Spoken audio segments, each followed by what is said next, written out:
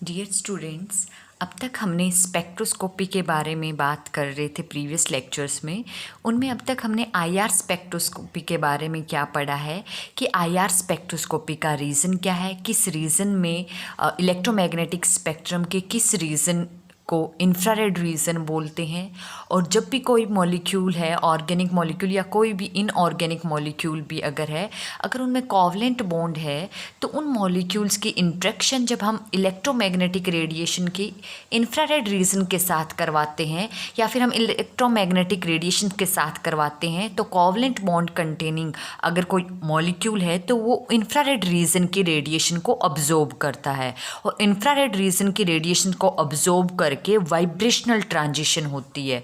अब वहाँ पे वाइब्रेशनल ट्रांजिशन होती है, यानी कि हमने ये कंसेप्ट हम पढ़ चुके हैं लास्ट क्लास में कि जो ऑर्गेनिक मॉलिक्यूल है या इनऑर्गेनिक मॉलिक्यूल्स हैं, मेनली जो वाइब्रेशनल ट्रांजिशन है या फिर वाइब्रेशनल लेवल के बीच में जो एनर्जी डिफरेंस है वो एग्जैक्टली मैच करता है या फिर उतने एनर्जी डिफरेंस है जितना कि इंफ्रारेड रीजन की रेडिएशंस की एनर्जी होती है। तो अब हम आज इस लेक्चर में ये डिस्कस करेंगे कि कोई मॉलिक्यूल है या फिर कोवलेंट बॉन्ड कंटेनिंग कोई इनऑर्गेनिक या ऑर्गेनिक मॉलिक्यूल्स है तो वो इंफ्रारेड रेडिएशंस की एनर्जी को अब्जॉर्ब क्यों करेगा या फिर किस तरह से करेगा, या फिर ऐसा क्या चेंजेस आएगा वहाँ पे, किस कंडीशन में, क्या वहाँ पे सारे कोई भी कोवलेंट बॉन्ड है वो अब्जॉर्ब करेंगे या किस तरह का कोवलेंट बॉन्ड है वो रेडिएशन अब्जॉर्ब करेगा। तो आज हम बात करेंगे principle of IR spectroscopy. IR spectroscopy का प्रिंसिपल डिस्कस करने के लिए, जैसे कि हमने लास्ट क्लास में ये पढ़ा था कि जितने भी हम ऑर्गेनिक केमिस्ट्री की बात करते हैं, ऑर्गेनिक कंपाउंड्स की अगर बात करें तो ऑर्गेनिक कंपाउंड्स में जो पॉसिबल मॉलिक्यूल्स के जो एटम होते हैं वो फिक्स्ड नहीं होते हैं, वो अपनी पोजीशन पे टाइटली हेल्ड नहीं होते हैं, रिजिड नहीं होते हैं, वो कॉन्टिन्यूसली मूव करते रहते हैं, रोटेट होते रहते हैं, या फिर हम कह सकते हैं कि वाइब्रेट करते रहते हैं, टू एंड फ्रो मोशन होता रहता है। जैसे कि डिफरेंट किसी भी पर्टिकुलर मॉलिक्यूल में कितनी पॉसिबल वाइब्रेशन है ये हम पढ़ चुके हैं। मॉलिक्यूलर वाइब्रेशन जैसे कि दो, अगर ब्रॉडली देखा जाए तो स्ट्रेचिंग एंड बेंडिंग दो पॉसिबल वाइब्रेशन है। स्ट्रेचिंग में भी फर्दर कौन सी टाइप की है, सिमेट्रिक है या एसिमेट्रिक है, बेंडिंग में भी फर्दर कितनी है, वो ट्विस्टिंग है, वेगिंग है, रॉकिंग है। तो कोई भी मॉलिक्यूल्स है, मॉलिक्यूल्स के एटम है वो टाइटली हेल्ड नहीं होते, वो रिजिडली फिक्स्ड नहीं होते हैं, कॉन्टिन्यूसली मूव करते रहते हैं, रोटेट और vibration, number of different vibrations possible होती है ऑर्गेनिक मॉलिक्यूल्स के एटम में। तो किसी अगर पर्टिकुलर एक बॉन्ड की अगर हम बात करें तो ऑर्गेनिक मॉलिक्यूल में एक बॉन्ड है, उसकी वाइब्रेशन है, वो क्या वाइब्रेशन शो करेगा कि वो स्ट्रेच करेगा या फिर वो बेंडिंग शो करेगा, स्ट्रेच में वो सिमेट्रिक करेगा या एसिमेट्रिक करेगा, वो दो नेचर पे डिपेंड करता है। एक तो उस खुद बॉन्ड की नेचर कैसी है, दूसरा पूरा मॉलिक्यूल कैसा है, रेस्ट ऑफ द मॉलिक्यूल्स। जैसे अगर हम सिंपल ऑर्गेनिक कंपाउंड्स ले लिया, कोई अल्कोहल कंपाउंड्स की अगर हम बात करें, अल्कोहल्स कंपाउंड जैसे हाइड्रोक्सी ग्रुप होगा, जैसे मैंने यहाँ बात कर लिया ये हाइड्रोक्सी ग्रुप है। अब हाइड्रोक्सी ग्रुप ये कार्बन है, ऑर्गेनिक कंपाउंड अल्कोहल है तो हो सकता है कार्बन 3 और फर्दर कोई भी बॉन्ड हो सकते हैं यहाँ पे। अगर हम सिंपल सिर्फ OH बॉन्ड की बात करें, अब सिर्फ OH बॉन्ड है तो OH दो ही एटम्स है, एक बॉन्ड है तो क्या पॉसिबल यहाँ पे मॉलिक्यूलर वाइब्रेशन है, सिर्फ और सिर्फ स्ट्रेचिंग, या तो ये बॉन्ड क्या होगा, एक्सटेंड होगा या फिर कंप्रेस होगा। एक ही मॉलिक्यूलर वाइब्रेशन पॉसिबल है, स्ट्रेचिंग वाइब्रेशन। लेकिन अगर पूरा मॉलिक्यूल की जब हम बात करें तो वहाँ पे किसी एक पर्टिकुलर बॉन्ड की जो मॉलिक्यूलर वाइब्रेशन है, एक तो उस खुद बॉन्ड की नेचर पे डिपेंड करेगा कि वो बॉन्ड कैसा है, और दूसरा पूरा जो रेस्ट ऑफ द मॉलिक्यूल्स है उस पे भी डिपेंड करेगा। अब OH इस मॉलिक्यूल के साथ है तो यहाँ पे OH बॉन्ड है वो स्ट्रेच भी करेगा, जैसे CO बॉन्ड है CO स्ट्रेचिंग भी पॉसिबल है। लेकिन यहाँ पे OH और CO जो बॉन्ड है यहाँ पे कोई ना कोई पर्टिकुलर एक बॉन्ड एंगल भी है, तो यहाँ ये आपस में OH बॉन्ड है, अब वो CO के साथ % है, तो यहाँ पे बेंडिंग वाइब्रेशन भी पॉसिबल है OH की। तो किसी भी पर्टिकुलर बॉन्ड है वो कैसी वाइब्रेशन शो करेगा, वो उस बॉन्ड की नेचर पे भी डिपेंड करेगा, और साथ साथ रेस्ट ऑफ द मॉलिक्यूल, जिस मॉलिक्यूल में वो प्रेजेंट है उस मॉलिक्यूल की नेचर कैसी है उसके ऊपर भी डिपेंड करेगा। तो OH स्ट्रेचिंग भी शो करेगा, बेंडिंग वाइब्रेशन भी शो करेगा, तो all depends upon nature itself, bond की इटसेल्फ नेचर कैसी है और पूरे रेस्ट ऑफ द मॉलिक्यूल्स, या फिर हम कह सकते हैं पूरे इंटायर मॉलिक्यूल की नेचर पे डिपेंड करेगा किसी पर्टिकुलर बॉन्ड की वाइब्रेशन। अब इंफ्रारेड स्पेक्ट्रोस्कोपी का प्रिंसिपल समझने के लिए अगर हम ये कंसिडर करें, एक बार ये मान लें सिर्फ एक बॉन्ड लेके चलें, कोई एक कोवलेंट बॉन्ड हमने कंसिडर कर लिया, हो सकता है कोई भी एटम्स ले लिया, एक एटम्स ले लिया A और एक दूसरा एटम है वो ले लिया B, दोनों बॉन्डेड से बॉन्ड कोवलेंट बॉन्ड से एक दूसरे से लिंक्ड है। अभी हमें ये नहीं पता A और B की नेचर कैसी है, A और B सेम भी हो सकते हैं, डिफरेंट भी हो सकते हैं, जस्ट कोई भी पर्टिकुलर एक बॉन्ड कोवलेंट बॉन्ड उठा लिया A एंड B। अब इस बॉन्ड को जब हम नॉर्मली इलेक्ट्रोमैग्नेटिक, ध्यान से सुना, प्रिंसिपल जो है IR स्पेक्ट्रोस्कोपी का वो मोस्ट इंपॉर्टेंट है। अगर प्रिंसिपल का कंसेप्ट क्लियर हो गया तो IR स्पेक्ट्रोस्कोपी है वो 50% आपकी हो चुकी है। अगर प्रिंसिपल समझ नहीं आया तो IR स्पेक्ट्रोस्कोपी आगे है वो क्लियर नहीं होगी। तो प्रिंसिपल समझने के लिए ध्यान से समझो, AB जो बॉन्ड है हमने कोई भी पर्टिकुलर कोवलेंट बॉन्ड कंसिडर कर लिया है। अब नॉर्मली जब रूम टेम्परेचर पे अगर हम बात करें, रूम टेम्परेचर पे मॉलिक्यूल्स है ये कोई, और इसमें के जो एटम है वो फिक्स्ड नहीं है, रिजिड नहीं है, वो कॉन्टिन्यूसली क्या कर रहे हैं, वाइब्रेट कर रहे हैं, या टू एंड फ्रो मूवमेंट हो रहा है। और वो मूवमेंट है वो हमें नहीं पता, स्ट्रेचिंग हो सकता है, वाइब्रेशन हो सकता है, कोई भी मूवमेंट हो सकता है यहाँ पे। तो वाइब्रेशन ड्यूरिंग जब एटम वाइब्रेट कर रहे हैं तो इस पर्टिकुलर बॉन्ड की खुद की कुछ न कुछ फ्रीक्वेंसी होगी वाइब्रेशन की। हो सकता है अगर स्ट्रेच कर रहा है तो स्ट्रेचिंग की फ्रीक्वेंसी होगी, हो सकता है वो बेंड कर रहा है तो बेंडिंग की फ्रीक्वेंसी होगी। तो इस पर्टिकुलर बॉन्ड की खुद की एक नेचुरल फ्रीक्वेंसी है, जिसे हम बोलेंगे नेचुरल फ्रीक्वेंसी बोल सकते हैं, या फिर हम बोल सकते हैं नेटिव फ्रीक्वेंसी, यानी कि रूम टेम्परेचर पे इसकी खुद की कोई ना कोई फ्रीक्वेंसी है, इस पर्टिकुलर बॉन्ड की वाइब्रेशनल फ्रीक्वेंसी है, जिससे ये फिक्स नहीं रह रहे, अपना वाइब्रेट कर रहे हैं। और जिस पर्टिकुलर रूम टेम्परेचर पे, एक लो टेम्परेचर पे ये जो पॉसिबल वाइब्रेशन है, जिस पर्टिकुलर फ्रीक्वेंसी पे, नेचुरल फ्रीक्वेंसी पे, वाइब्रेशनल फ्रीक्वेंसी पे, तो लेट कर लिया ये किसी अपने इस वाइब्रेशनल लेवल पे एग्जिस्ट कर रहे हैं। जो पॉसिबल है तो ये लोवेस्ट जो वाइब्रेशनल एनर्जी लेवल है अपना, जो ग्राउंड लेवल है, उसी पे एग्जिस्ट कर रहा है, तो ये अपने इस लोअर वाइब्रेशनल लेवल पे एग्जिस्ट कर रहे हैं। लोअर लेवल है वाइब्रेशनल एनर्जी का, इस लेवल पे रूम टेम्परेचर पे ये एग्जिस्ट कर रहे हैं। लेकिन जैसे ही हम इस इंटरेक्शन, इस मॉलिक्यूल्स का दो एटम्स कंसिडर है, या फिर इसका जब इलेक्ट्रोमैग्नेटिक रेडिएशंस के साथ इंटरेक्शन करवाते हैं, और इलेक्ट्रोमैग्नेटिक रेडिएशन में हम IR रीजन की रेडिएशन, IR रेडिएशन है वो इस एटम पे इंटरेक्ट करवा रहे हैं। जैसे ही IR रेडिएशन हमने इस एटम पे इंटरेक्ट करवाई, अब इंटरेक्ट करवाई तो यहाँ IR रेडिएशन का अब्जॉर्प्शन होगा। हमने ये पढ़ा है अभी तक कि किसी molecule, organic molecule covalent bond consist करवा रहे हैं, इंफ्रारेड रेडिएशन के साथ इंटरेक्ट करवा रहे हैं, तो इंफ्रारेड रेडिएशंस का वहाँ पे अब्जॉर्प्शन होगा। अब अब्जॉर्प्शन है वो क्यों होगा, और अब्जॉर्प्शन है वो कैसे होगा? अब IR रेडिएशन के अब्जॉर्प्शन के लिए सबसे पहली कंडीशन क्या है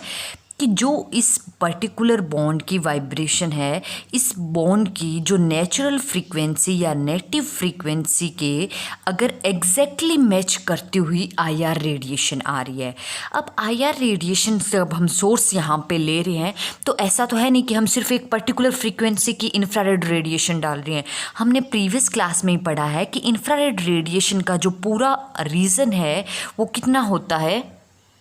0.8 से लेकर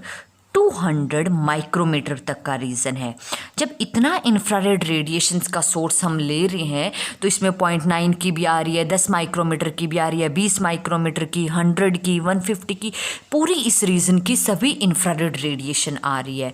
इस पूरे रीजन में से जो किसी पर्टिकुलर बॉन्ड की नेटिव फ्रीक्वेंसी या फिर नेचुरल फ्रीक्वेंसी के जो एग्जैक्टली मैच करती हो, उसी आईआर रेडिएशन का अब्जॉर्प्शन होगा। पहली कंडीशन तो ये है। सेकंड कंडीशन, जब कोई ए बी यहाँ पे ये बॉन्ड है और इस बॉन्ड में जब कॉन्टिन्यूसली वाइब्रेशन हो रही है यहाँ पे एटम्स की, जब एटम की वाइब्रेशन हो रही है तो जो बॉन्डेड इलेक्ट्रॉन है उनका जो डिस्ट्रीब्यूशन है वो क्या होगा, डिस्टर्ब होगा। जैसे ही डिस्ट्रीब्यूशन है बॉन्ड का वो डिस्टर्ब होगा तो बॉन्डेड के डिस्ट्रीब्यूशन इलेक्ट्रॉन जो है बॉन्ड के वो जैसे डिस्टर्ब होंगे तो डायपोल मोमेंट, जब कोई बॉन्ड है बॉन्डेड के इलेक्ट्रॉन एक जगह फिक्स नहीं है, उनका डिस्ट्रीब्यूशन है वो डिस्टर्ब हो गया है तो मॉलिक्यूल उस बॉन्ड में क्या हो जाती है, पोलैरिटी इंड्यूस हो जाती है। जब पोलैरिटी इंड्यूस हो जाती है तो उस पर्टिकुलर बॉन्ड का कुछ ना कुछ डायपोल मोमेंट होगा और डायपोल मोमेंट होगा वहाँ पे। डायपोल मोमेंट कैसे निकालते हैं, डायपोल मोमेंट हम कैसे निकालते हैं, कितनी सेपरेशन है और कितना उसकी डिस्टेंस कितनी है किन्हीं दो पर्टिकुलर एटम्स के बीच में, और साथ में कितना चार्ज का सेपरेशन हो रहा है, उन चीज़ों से निकालते हैं डायपोल मोमेंट। अगर यहाँ पे बॉन्ड में चार्ज इलेक्ट्रॉन वाइब्रेशन से इलेक्ट्रॉन का डिस्ट्रीब्यूशन है वो कॉन्टिन्यूसली चेंज हो रहा है, इलेक्ट्रॉन का डिस्ट्रीब्यूशन कॉन्टिन्यूसली चेंज हो रहा है, इसका मतलब उसका डायपोल मोमेंट है वो क्या हो रहा है, कॉन्टिन्यूसली चेंज हो रहा है। कॉन्टिन्यूसली चेंज हो रहा है यानी कि डायपोल मोमेंट है वो ऑक्सीलेट कर रहा है। जब ऑक्सीलेट कर रहा है डायपोल मोमेंट तो इस बॉन्ड का जो ऑक्सीलेटिंग डायपोल मोमेंट है, ऑक्सीलेटिंग डायपोल मोमेंट जब इस बॉन्ड का ऑक्सीलेटिंग डायपोल मोमेंट और जो आने वाली इलेक्ट्रोमैग्नेटिक रेडिएशन की पूरी रेंज आ रही है यहाँ पे, लेकिन पूरी रेंज में सिर्फ वो इंफ्रारेड रेडिएशन जिसकी फ्रीक्वेंसी है वो इस पर्टिकुलर बॉन्ड की नेचुरल या फिर नेटिव फ्रीक्वेंसी के साथ एग्जैक्टली मैच करती हो,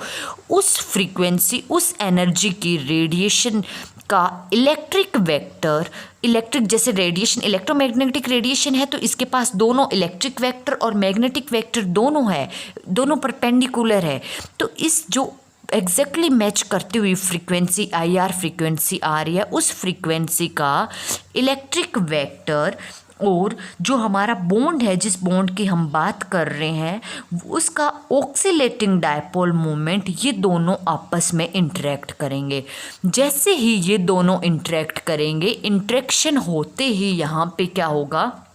ये मॉलिक्यूल्स क्या करेगा, ये पर्टिकुलर बॉन्ड है उस सेम फ्रीक्वेंसी की इंफ्रारेड रेडिएशन को अब्जॉर्ब कर लेगा। इंफ्रारेड रेडिएशन को अब्जॉर्ब करते ही उस पर्टिकुलर, अब जो बॉन्ड वाइब्रेट कर रहा था फ्रीक्वेंसी तो सेम रहेगी इसकी, लेकिन उस वाइब्रेशंस का एम्पलीट्यूड इंक्रीज हो जाएगा। एम्पलीट्यूड इंक्रीज हो जाएगा, एम्पलीट्यूड इंक्रीज होने का क्या मतलब है, जैसे मान लिया कि पहले वो सिर्फ इस एम्पलीट्यूड से वाइब्रेट कर रही थी, लेकिन अब यहाँ पे एम्पलीट्यूड है वो फ्रीक्वेंसी सेम है, जस्ट एम्पलीट्यूड इंक्रीज हो गया है। एम्पलीट्यूड हायर इंक्रीज होते ही मॉलिक्यूल्स क्या होगा, अब एनर्जी अब्जॉर्ब करेगा, इंफ्रारेड रेडिएशन अब्जॉर्ब करते ही लोअर लेवल से higher energy, higher vibrational energy level में चला जाएगा, या फिर हम कह सकते हैं वो एक्साइटेड लेवल में चला जाएगा यहाँ पे। और एक्साइटेड यानी कि जैसे आईआर रेडिएशन का अब्जॉर्प्शन हुआ यहाँ पे क्या हुई, वाइब्रेशनल ट्रांजिशन।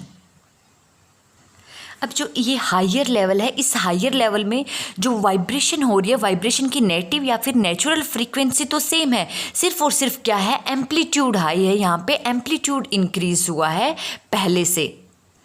तो तो यहाँ पे वाइब्रेशनल ट्रांजिशन कब हुई, जब इसको एनर्जी मिली, एनर्जी का अब्जॉर्प्शन हुआ। और एनर्जी अब्जॉर्ब कब करेगी, जब इनकमिंग जो इंफ्रारेड रेडिएशन आ रही है उस इनकमिंग रेडिएशन का जो इलेक्ट्रिक वेक्टर है वो उस पर्टिकुलर बॉन्ड के ऑक्सीलेटिंग डायपोल मोमेंट के साथ, ऑक्सीलेटिंग डायपोल के साथ इंटरेक्ट करेगा। अब ऑक्सीलेटिंग डायपोल और इलेक्ट्रिक वेक्टर की इंटरेक्शन ही रिस्पॉन्सिबल है इंफ्रारेड रेडिएशन की अब्जॉर्प्शन के लिए। अब इंफ्रारेड की अब्जॉर्प्शन के लिए जब इलेक्ट्रिक वेक्टर और ऑक्सीलेटिंग डायपोल होना कंपलसरी है, इलेक्ट्रिक वेक्टर तो इंफ्रारेड रेडिएशन का होगा ही होगा। अब डायपोल, ऑक्सीलेटिंग डायपोल मूवमेंट का कब होगा, जब आप कोई बॉन्ड हम कंसिडर कर रहे हैं या किसी कोई पर्टिकुलर बॉन्ड है, उस पर्टिकुलर बॉन्ड में जब वाइब्रेशन हो रही है तो ड्यूरिंग वाइब्रेशनल ट्रांजिशन वहाँ डायपोल मोमेंट में चेंज आना चाहिए। डायपोल मोमेंट में चेंज कब आएगा, जब वो पर्टिकुलर बॉन्ड उसका खुद में कोई ना कोई डायपोल तो हो वहाँ पे, यानी कि इस पर्टिकुलर बॉन्ड, जरूरी नहीं है कि जो भी यहाँ पे कोवलेंट बॉन्ड होंगे सारे के सारे इंफ्रारेड रेडिएशन को अब्जॉर्ब करेंगे। ऐसा इम्पॉसिबल है, सिर्फ वही बॉन्ड इंफ्रारेड रेडिएशन को अब्जॉर्ब करेंगे जिनके पास ऑक्सीलेटिंग डायपोल होगा। और ऑक्सीलेटिंग डायपोल कब होगा, यानी कि ऑक्सीलेटिंग डायपोल तभी पॉसिबल है, तभी प्रोड्यूस होगा, तभी जनरेट होगा जब ड्यूरिंग वाइब्रेशन है, वाइब्रेशन की एक एक्सट्रीम पे डायपोल मोमेंट है वो दूसरी एक्सट्रीम की डायपोल मोमेंट से डिफरेंट हो। यानी कि डायपोल मोमेंट में ड्यूरिंग वाइब्रेशन जब कॉन्टिन्यूसली चेंजेस आ रहा हो, डायपोल मोमेंट जब चेंज होगा तभी वहां पे ऑक्सीलेटिंग डायपोल है वो प्रोड्यूस होगा या फिर वो जनरेट होगा। जब डायपोल मोमेंट कब चेंज होगा, जब उस पर्टिकुलर बॉन्ड का खुद का कोई ना कोई डायपोल मोमेंट होगा, यानी कि बॉन्ड है वहां पे पोलैरिटी होनी चाहिए। या फिर हम कह सकते हैं कि सिर्फ वही बॉन्ड अब्जॉर्ब करेगा इंफ्रारेड रेडिएशन को जो बॉन्ड है ड्यूरिंग वाइब्रेशन है डायपोल मोमेंट में चेंज ला रहा हो। अगर हम इसको पूरी फिर से देखना चाहें तो कोई भी पोलर बॉन्ड है, अगर वो पोलर बॉन्ड स्ट्रेच हो रहा हो, स्ट्रेचिंग वाइब्रेशन हो रही हो इंटरन्यूक्लियर एक्सिस के अलोंग, जब इंटरन्यूक्लियर एक्सिस के अलोंग स्ट्रेचिंग हो रही है तो वहाँ पे इलेक्ट्रॉन का क्या होगा, डिस्ट्रीब्यूशन। इलेक्ट्रॉन के डिस्ट्रीब्यूशन से डायपोल मोमेंट में चेंज आएगा। डायपोल मोमेंट में चेंज आएगा तो वहाँ पे चेंजिंग डायपोल मोमेंट है, यानी कि ऑक्सीलेटिंग जो डायपोल मोमेंट है वो इनकमिंग रेडिएशन के इलेक्ट्रिक वेक्टर के साथ इंटरेक्ट करेगा। जैसे ही इंटरेक्ट होगा तो इनकमिंग रेडिएशन है, इलेक्ट्रोमैग्नेटिक रेडिएशन है, इंफ्रारेड रेडिएशन, जो इस एग्जैक्टली मैच करेगी उस फ्रीक्वेंसी को। जैसे ही मैच करेगी, मैच करते ही वहाँ पे अब्जॉर्प्शन हो जाएगा और वाइब्रेशनल ट्रांजिशन हो जाएगी। तो सिर्फ वही वाइब्रेशनल ट्रांजिशन पॉसिबल है या फिर उन्हीं इंफ्रारेड रेडिएशन का अब्जॉर्प्शन पॉसिबल है which are accompanied by the change in dipole moment. और जो पर्टिकुलर बॉन्ड है इंफ्रारेड रेडिएशन का अब्जॉर्प्शन करके वो हायर लेवल में चला गया है, हायर लेवल से फिर से वो ग्राउंड पे आएगा तो एनर्जी है जो अब्जॉर्ब इंफ्रारेड रेडिएशन है उसको वो हीट की फॉर्म में रिमूव करेगा, रिलीज़ करेगा, हीट की फॉर्म में रिलीज़ करके और फिर से वो ग्राउंड लेवल या फिर लोअर एनर्जी लेवल में आ जाएगा। तो यही इस इंफ्रारेड अब्जॉर्प्शन स्पेक्ट्रोस्कोपी का प्रिंसिपल है कि जितने भी पर्टिकुलर बॉन्ड है, ज़रूरी नहीं है कि सारे बॉन्ड जिनकी नेचुरल फ्रीक्वेंसी है वो इंफ्रारेड रेडिएशन से मैच करती है तो वो सभी बॉन्ड है वो इंफ्रारेड रेडिएशन को अब्जॉर्ब करेंगे। सिर्फ और सिर्फ वही बॉन्ड इंफ्रारेड रेडिएशंस को अब्जॉर्ब करेंगे which whose vibrations are accompanying by change in dipole moment. तो इसी बेसिस पे हमें ये देखना है कि जैसे कि प्रीवियस क्लास में भी मैंने बताया था कि वाइब्रेशनल्स लेवल है, मॉलिक्यूल्स के पास लोअर वाइब्रेशनल लेवल है और हायर वाइब्रेशनल लेवल्स भी एक्साइटेड स्टेट में बहुत सारे पॉसिबल है। मॉलिक्यूल्स है वो ग्राउंड लेवल से फर्स्ट एक्साइटेड में भी जा सकता है, सेकंड में भी जा सकता है, थर्ड में भी जा सकता है, लेकिन उनमें से कुछ ही अलाउड है, कुछ ही परमिटेड है। तो कौन सी ट्रांजिशंस पॉसिबल है, सिर्फ वही ट्रांजिशंस पॉसिबल होगी vibrational transitions which are accompanied by change in dipole moment, यानी कि ड्यूरिंग वाइब्रेशंस जहाँ पे डायपोल मोमेंट में चेंज होगा, और जो ऑक्सीलेटिंग जो चेंजिंग डायपोल मोमेंट है वही इलेक्ट्रोमैग्नेटिक रेडिएशन जो इंफ्रारेड रेडिएशन आ रही है उसके साथ कपल करेगा, उसके साथ इंटरेक्ट करेगा, और इंटरेक्शन होते ही वहाँ पे उस इंफ्रारेड रेडिएशन का अब्जॉर्प्शन होगा, और अब्जॉर्प्शन होते ही जो मॉलिक्यूल है वो क्या होगा, लोअर वाइब्रेशनल लेवल से हायर वाइब्रेशनल लेवल में जाएगा। यहाँ पे फ्रीक्वेंसी है वाइब्रेशन की वो चेंज नहीं हो रही है, ये मोस्ट इंपॉर्टेंट थिंग है, सिर्फ और सिर्फ वाइब्रेशन का एम्पलीट्यूड है वो चेंज हो रहा है।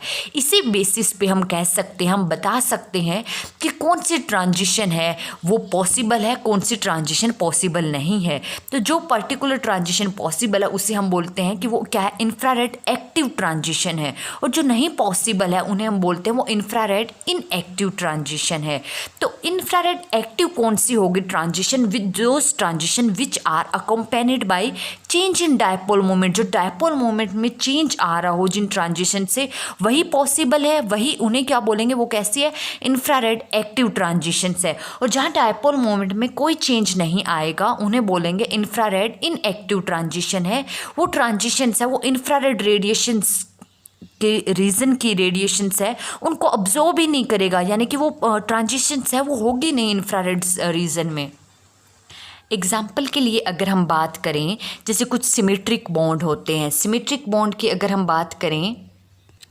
सिमेट्रिक बॉन्ड में जैसे बात करें हम H2 मॉलिक्यूल्स की, H2 मॉलिक्यूल्स में जैसे H हाइड्रोजन और हाइड्रोजन के बीच में बॉन्ड है, ये बॉन्ड कैसा सिमेट्रिक है, इसका खुद का कोई डायपोल मोमेंट ही नहीं है, डायपोल मोमेंट यहाँ पे क्या है, जीरो है। जब डायपोल मोमेंट ही जीरो है तो मॉलिक्यूल ये पर्टिकुलर बॉन्ड है जब वाइब्रेट करेगा तो डायपोल मोमेंट में चेंज क्या होगा, जीरो। जब डायपोल मोमेंट में चेंज ही नहीं होगा तो यहाँ पे ऑक्सीलेटिंग डायपोल मोमेंट होगा ही नहीं, ऑक्सीलेटिंग डायपोल मोमेंट होगा ही नहीं, तो जब हम इलेक्ट्रोमैग्नेटिक रेडिएशन में इंफ्रारेड रीजन के साथ इस मॉलिक्यूल की इंटरेक्शन करवाएंगे तो वहाँ पे इंफ्रारेड रेडिएशन का इलेक्ट्रिक वेक्टर किसके साथ इंटरेक्ट करेगा, उसको इंटरेक्ट करने के लिए यहाँ ऑक्सीलेटिंग डायपोल मोमेंट मिलेगा ही नहीं, तो यहाँ पे इंफ्रारेड रेडिएशन का अब्जॉर्प्शन होगा नहीं। इंफ्रारेड रेडिएशन का अब्जॉर्प्शन नहीं होगा तो H2 मॉलिक्यूल है वो इंफ्रारेड रीजन में स्पेक्ट्रा शो नहीं होगा, हम कहेंगे H2 मॉलिक्यूल है वो कैसा है, इंफ्रारेड रीजन के लिए इनएक्टिव है, IR स्पेक्ट्रोस्कोपी में इनएक्टिव है ये H2 मॉलिक्यूल। सिमिलरली सिमेट्रिक जैसे Cl2 हो गया, Cl2 के केस में भी सेम यही चीज़ है, यहाँ पे सिमेट्रिक बॉन्ड है, सिमेट्रिक बॉन्ड है तो कोई डायपोल मोमेंट चेंज होगा ही नहीं यहाँ पे, यानी कि इस मॉलिक्यूल्स में जो बॉन्ड है पर्टिकुलर क्लोरीन के बीच में जो बॉन्ड है ये बॉन्ड वाइब्रेशन है, ये बॉन्ड वाइब्रेशन तब भी इंफ्रारेड रीजन को अब्जॉर्ब करेगी जब ड्यूरिंग वाइब्रेशन यहाँ डायपोल मोमेंट में चेंज आए। तो यहाँ पे सिमेट्रिक बॉन्ड है, डायपोल मोमेंट में है ही नहीं, यहाँ पे डायपोल मोमेंट जीरो है तो वहाँ पे क्या चेंज आएगा, डायपोल मोमेंट में ऑक्सीलेटिंग डायपोल मोमेंट होगा ही नहीं। तो इस केसेस में Cl2p यानी कि जो सिमेट्रिक बॉन्ड होगा जहाँ पे सिमेट्रिक मॉलिक्यूल्स है उस केसेस में IR रीजन है वो IR रीजन के कॉरेस्पॉन्डिंग रेडिएशन का अब्जॉर्प्शन होगा ही नहीं, यानी कि इन IR स्पेक्ट्रोस्कोपी वो पर्टिकुलर मॉलिक्यूल है या पर्टिकुलर बॉन्ड है वो क्या होगा, इनएक्टिव होगा। सिमिलरली अगर हम बात करें जैसे कोई बॉन्ड ले लिया, जैसे सिमेट्रिक बॉन्ड है, हमने कार्बन कार्बन डबल बॉन्ड ले लिया है और हमने ये देख लिया कि जब बॉन्ड है यहाँ पे वो सिमिलर है, जैसे हाइड्रोजन यहाँ पे भी हाइड्रोजन यहाँ पे भी हाइड्रोजन, अगर डिफरेंट ग्रुप होता तो फिर भी बात होती। यहाँ पे एल्किन है और सिमेट्रिकल एल्किन है। अब सिर्फ पूरे मॉलिक्यूल में तो यहाँ पे स्ट्रेचिंग है वो सिमेट्रिक भी हो सकती है, वो अनसिमेट्रिक स्ट्रेचिंग भी हो सकती है, यहाँ पे बेंडिंग भी हो सकती है। लेकिन अगर सिर्फ और सिर्फ सिमेट्रिक स्ट्रेचिंग की बात करें, यानी कि दोनों क्या करेंगे, या तो दोनों कंप्रेस होंगे या फिर दोनों एक्सटेंड होंगे बॉन्ड। तो सिर्फ कार्बन डबल बॉन्ड की मैं बात करूं तो कार्बन डबल बॉन्ड जो है वो कैसा है, नॉन पोलर है। इस केस में यहाँ पे डायपोल मोमेंट है वो क्या है, जीरो है। तो इस बॉन्ड की जब वाइब्रेशन है, ड्यूरिंग वाइब्रेशन जब होगी यहाँ पे स्ट्रेचिंग वाइब्रेशन, तो स्ट्रेचिंग वाइब्रेशन से डायपोल मोमेंट में कोई चेंज नहीं आएगा। डायपोल मोमेंट में कोई चेंज नहीं आएगा, इसका मतलब जो carbon carbon double bond symmetric type का है वो इंफ्रारेड रीजन में क्या होगा, इनएक्टिव होगा, वो IR रीजन की रेडिएशन को अब्जॉर्ब नहीं करेगा। तो जैसे इसी प्रिंसिपल के बेस पे आईआर स्पेक्ट्रोस्कोपी के प्रिंसिपल के बेस पे ही कुछ जनरल रूल है वो स्पेसिफाई किए गए, जिन रूल्स के बेसिस पे हम ये कह सकते हैं कि कोई भी पर्टिकुलर ट्रांजिशन है वो पॉसिबल है या नहीं है, यानी कि वो ट्रांजिशन अलाउड है या फिर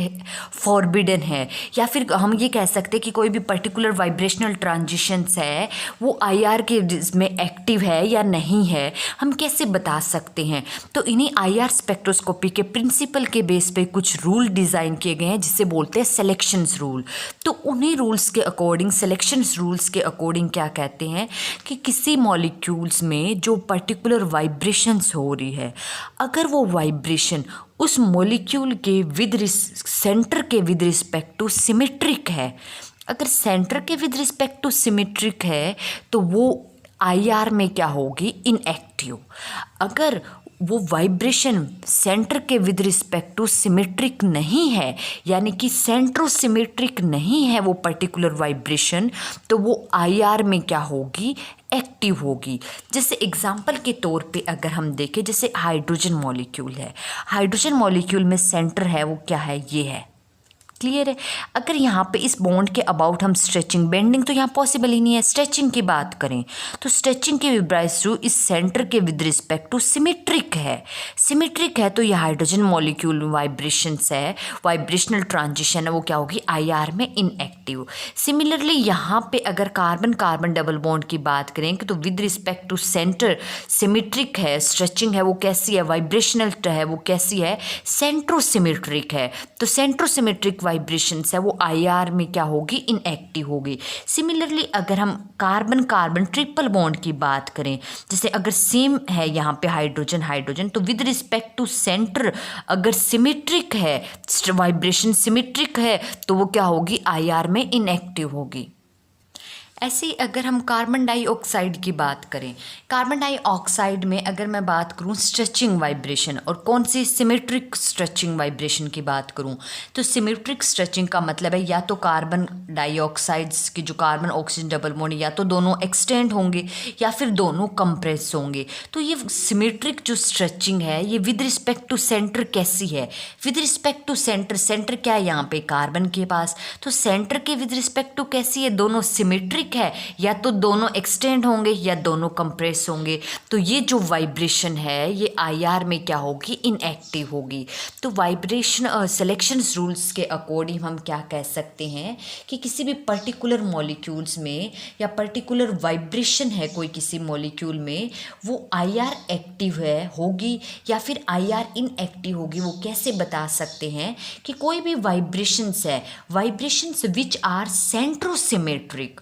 सेंट्रोसिमेट्रिक मतलब symmetric about the centre of symmetry of the molecules, those vibrations are और दोज मॉलिक्यूल्स आर एक्टिव